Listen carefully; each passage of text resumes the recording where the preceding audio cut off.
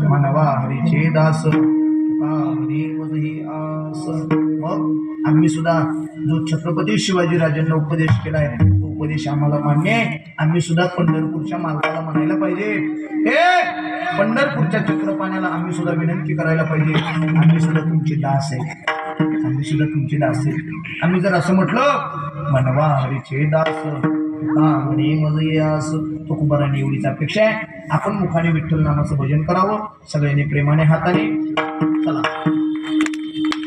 हाताने टाळी वाजवायची आणि मुखाने देवाचं भजन करायचे। पंढरपूरच्या विठोबारायला अळवायचंय, रुक्मिणी आई साहेबाला अळवायचंय आणि एक विनंती करायची आहे, हे पंढरीश परमात्म्या आमच्या जीवनातलं दुःख नाही होऊ दे, आम्ही सतत तुझे भजन करू, सतत तुझी प्रार्थना करू, आमच्या जीवनातलं दुःख नाहीसं व्हायला पाहिजे, आमच्या जीवनामध्ये पुण्य यायला पाहिजे, याच्याकरता आम्ही अंतकरणातून तुझं भजन करायला तयार आहे।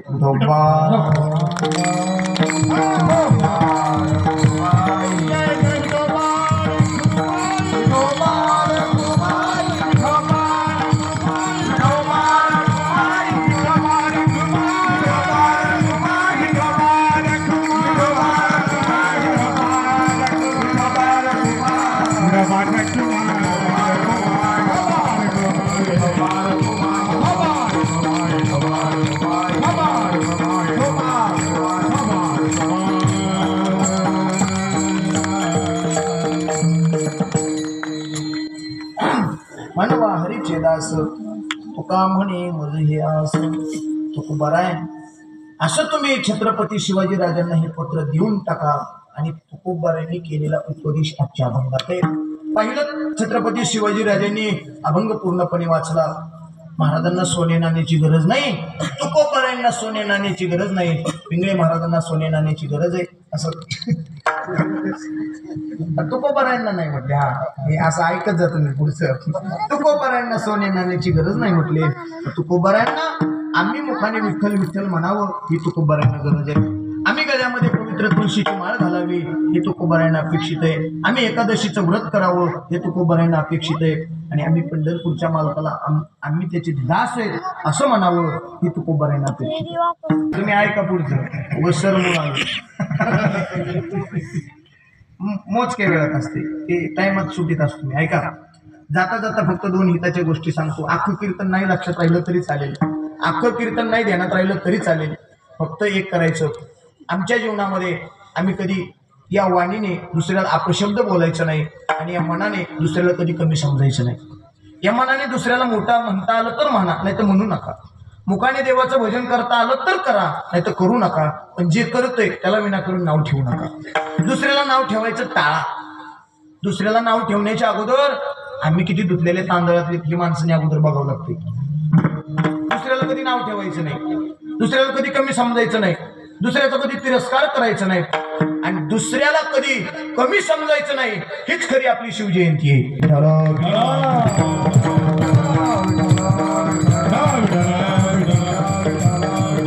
भेद जायला पाहिजे, सतत आमच्या मुखातून देवाचं नामचिंतन घडलं पाहिजे। ज्या ज्ञानोबारायांनी ज्ञानेश्वरी लिहिली त्या ज्ञानोबारायांच्या ज्ञानेश्वरी आम्ही वाचणं गरजेचं आहे।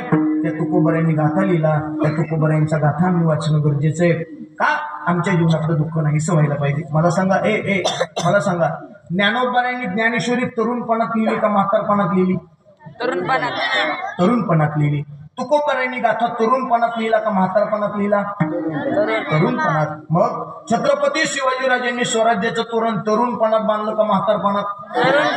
तरुणपणात। मग त्या ज्ञानोबारायांनी ज्ञानेश्वरी जर तरुणपणात लिहिली असेल, त्या तुकोबारायांनी गाथा जर तरुणपणात लिहिला असेल, तर त्या ज्ञानोबारायांची ज्ञानेश्वरी तुकोबारायांचा गाथा वाचण्याकरता आम्हाला 60-65 वर्ष होण्याची वाट का बघावी लागते? तरुणपणात घडलं पाहिजे। तरुणपणात इकडे यायला पाहिजे, तरुणपणात देवाची सेवा करायला पाहिजे आणि आमच्या मुखातून देवाचं भजन घडलं पाहिजे। कुणाच्या का व्हायना निमित्ताने व्हावं पण भजन घडावं। आजच्या मेळ्याला पुत्राच्या निमित्ताने घडलं, पुत्राची लोभे म्हणे नारायण, त्यासाठी मी मान पाठविले, देव त्याच्या करता न्यायला आले। म्हणून आमच्या सुद्धा मुखातून देवाचं भजन, आमच्या सुद्धा मुखातून देवाचं नामचिंतन घडलं पाहिजे। 16व्या वर्षी छत्रपती शिवाजी राजांनी स्वराज्याचं तोरण बांधलं। ऐकायचं का संपायचं? मग तेच म्हणायला छत्रपती शिवाजी राजांनी 16व्या वर्षी स्वराज्याचं तोरण बांधलं. ऐका, अरे 16 वर्षाचा तरुणा बांड पोरगा 15-16 लहान लहान मुली घेऊन रायरेश्वराच्या मंदिरामध्ये जातोय. आपल्या डाव्या हाताची करंगळी कापून रक्ताचा अभिषेक रायरेश्वराला करतोय आणि शपथ घेतोय, त्या मराठ्यांच्या या बहिणीचे अब्रू लुटणारे कोणी असतील त्यांचं शिर कलम करून हे रायरेश्वरा तुला वाहीन, तेव्हाच मी भोसल्याच्या खानदानीचा होईन. शहाजी राजांचा जिजाऊ मासाहेबांचा तेव्हाच मुलगा बांधलं तोरण राजांनी 16व्या वर्षी असं सांगायला लागल्यावर रक्त सळसळ करते महाराज. बघा, त्यावेळेस कोणाला किल्ला घ्यायला गेले त्यावेळेस वरती चढता येत नव्हतं. काय साधन होतं त्यांच्याकडे? नाही, घोरपड. कोणाला किल्ल्यावरती चढताच येत नाही. मग घोरपड त्यांच्या सोबत. काय नाव घोरपडीचं? काय नाव? यशवंती. तानाजी मालुसरेने घोरपड अशी हातात घेतली आणि वरती फेकली. घोरपड चिपकली नाही. दुसऱ्यांदा अशी धरली, वरती फेकली, चिपकली नाही. बरं का रामेश्वर बाबा, चिपकली नाही. तिसऱ्यांदा तानाजी मालुसरेने तिला असं हातात धरलं आणि तानाजी मालुसरे म्हटले, यशवंती आता जर खाली आलीस तर खांडोळ्या करून खाईल. घोरपड घाबरली होती. घोरपड म्हणतोय की घोरपड. तानाजी मालुसरेला घोरपड घाबरली होती. हे ज्याचं त्यांनी बघा, त्यांना कळलं पण यांना नाही कळलं. तानाजी मालुसरेला घोरपड घाबरली आणि तानाजी मालुसरेने अशी वरती फेकली आणि घोरपड चिपकून बसली. दरावर कसला होता ना महाराज. आणि तिथं जर तानाजी मालुसरे म्हणले असते, यशवंती बेटा वरती जातेस का ग? ज्या त्या रूपात जे ते सांगणं गरजेचं आहे महाराज. मग भजन करत असताना सुद्धा देवाचं नाम सुद्धा त्याच्यापेक्षाही गोड आहे. अमृतावली गोड नाम अमृत जयास फिके पुढे. म्हणून प्रत्येकानं देवाचं भजन, देवाचं चिंतन करा, देवाची आराधना करा, साधूची सेवा करा. त्याच्याशिवाय आपल्या सोबत काहीच येणार नाही महाराज. परमार्थामध्ये किती श्रीमंती कमवा, एकही रुपये आपल्या सोबत येणार नाही, पण देवाचं नाव घेतलेलं एक तीळ सुद्धा वायाला जाणार नाही.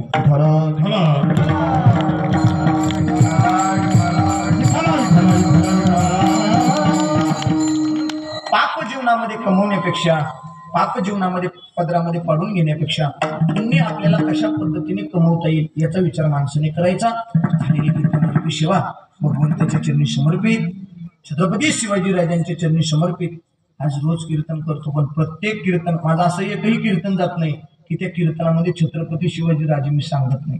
प्रत्येक कीर्तनामध्ये का आम्हाला स्वाभिमान आहे. आमचा जन्म महाराष्ट्रात झालाय, छत्रपती शिवाजी राजांच्या भूमीत झालाय, आम्हाला मान्य आहे. छत्रपती शिवाजी राजे जर झाले नसते तर मी अक्षय महाराज पिंगळे झालो नसतो, मी काजल खान झालो असतो. कुणाची कृपा आहे? कुणाची कृपा आहे? छत्रपती शिवाजी राजांची कृपा आहे. म्हणून राजांच्या विषयी आम्ही सुद्धा प्रामाणिक राहणं गरजेचं आहे. झालेली सेवा भगवंताच्या चरणी समर्पित. न्यूनते पुरते अधिकते न सरते, करून घ्यावे तुमते विनवित वसे. तुमच्या पायाच्या प्रसादे काही बोललो विनोदे. एखादा चुकीचा शब्द गेला असेल माझा मला परत करा. नक्कीच सुधारवण्याचा प्रयत्न मी करेल. उत्कृष्ट मृदंगाची साथ या ठिकाणी आमचे रामेश्वर बाबांची आहे. त्यांनाही कोटी कोटी वंदन. आता मला वाटतं त्यांचं कीर्तन